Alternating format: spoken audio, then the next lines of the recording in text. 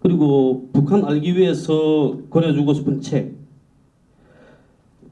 이게 국가본부 걸리겠는지 모르겠는데 북쪽 알자면 그러니까 여기는 좀 다르죠. 여기는 그 대통령이 5년짜리 그 비정규직 아닙니까? 근데 북은 정규직이거든요. 북에는 정말 노동자부터 시작해서 비정규직이 하나도 없습니다. 북은. 그러니까 어쨌든 북에서 수령이라고 하는 그 사람이 일생에 대한 책을 봐야 되겠죠. 이게 북한 사회를 관통하는, 북한 사회의 정치 철학을 관통하는 겁니다. 그 책이. 회고록, 세계와 더불어. 그걸 보면, 그거 보게 되면, 아, 북쪽은 이런 나라구나.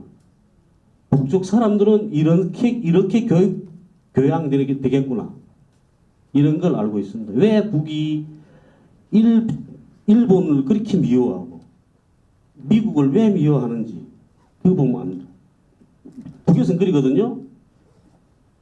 미국 보고는 백년숙적 이렇게 부릅니다. 흔히 북한 영화에도 자주 나오죠. 백년숙적 미제를 이렇게 말한단 말이에요.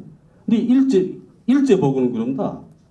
한 하늘을 이고 살 수 없는 불구대천이 원수. 이런다면 한 하늘을 이고 살 수 없는 불구대천이 완전히 길죠. 그렇습니다. 그래, 그 책 보게 되면 북한 사회를 알 수 있습니다. 예.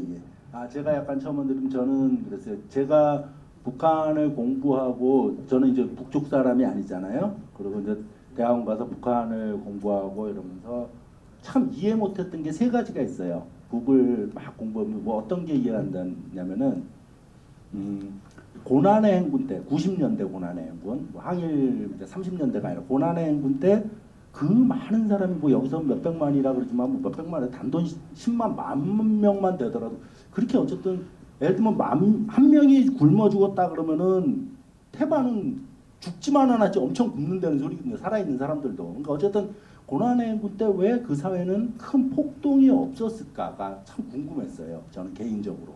그 체제에 대한. 그 다음 또 하나는 비전향 장기수들이었어요. 2000년에 6.15 공동선언하고 63명의 장기수 어르신들이 북으로 갔잖아요. 근데 그분들은 북한이 당시 어렵다는 거 다 알아요. 그래서 그 당시 그 전에 선생들이 어떤 걸 했냐면 영화 송환에 보면 북한이 고난의 행군은 어려우니까 여기서 그분들이 무슨 돈벌이를 했겠어요. 그 노인들이. 청소하고 뭐 이렇게 경비수를 돈 모아서 당시 북한 돕기 운동에 기부하고 이래요. 북한이 어렵다는 거 알면서도 어쨌든 비전향 목숨을 걸고 비전향을 하고 또 자기 그리고 또 어려운 나라인지 뻔히 알면서 그 나라로 갔잖아요.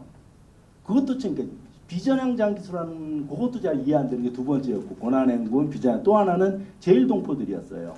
제일동포들은 일본 최첨단의 반복인 나라 일본에 살고 있고 자본주의의 최첨단에 살고 있는데도 제일동포의 고향은 97%가 38 이남입니다. 제일동포들은. 그 97%의 70%쯤은 경상도예요. 제일동포의 특징. 그래서 정대센이다 경상도예요. 그리고 그 오사카 제일동포 시장에 가면 오이소, 보이소, 사이소 경상도 사투리가 제일동포의 표준어예요. 그 정도로 경상도 사람이 많은데 그들이 그 영화 우리 학교에서 그러지만 내 고향은 남쪽이지만 내 조국은 북쪽이다는 말을 해요. 네. 그걸 또 제일동포, 비전향 장기수, 고난행군 이 세 개가 잘 이해가 참 어려웠어요. 도대체 왜 그런가 저게 요걸 설명해야 되는데 좀 전에 강철 씨가 말한 회고록 세기와 더불어를 보면 좀 이해가 됐습니다. 참 개인적으로. 그럴 정도로 저도 똑같은 말을 권해요. 북을 알고 싶으면 사실은 그 책을 봐야 된다. 네. 근데 그 책은 안타깝게도 이적 표현물로 되어 있습니다. 네. 북에서 나온 건 뭐 다 그렇죠. 그래요? 네. 이적 표현물로 되어 있고 인터넷은 또 쉽게 볼 수가 있어요. 그러니까 보십시오. 그러니까 우리가 알 권리를 찾아야 된다는데요. 우리가 알 권리 먼저. 그러니까 국가보안법 철폐, 전 이렇게 말합니다. 그랬어. 국가보안법 철폐보다 먼저 해야 될 일은 우리 스스로를 가두고 있는 종북 프레임을 먼저 벗어야 된다. 보십시오. 이렇게. 벌써 제가 이 무슨 책을 읽어야 됩니까? 하고 말하면 제가 제 생각을 말하면 되죠. 그런데 이게 국가보안법에 걸리지 않나? 이 말하면 이렇게 먼저 이게 우리 스스로가 국가보안법을 이렇게 늘 의식하고 있고 그 안에 갇혀 사는 겁니다. 그러면서도 아니라고 말하죠. 우리는 자유주의, 자유민주주의 사회에 살고 있다 이렇게 말하는 겁니다. 이게 아니거든요. 저도 이렇게 말하는 저도 이렇게 늘 의식합니다. 네.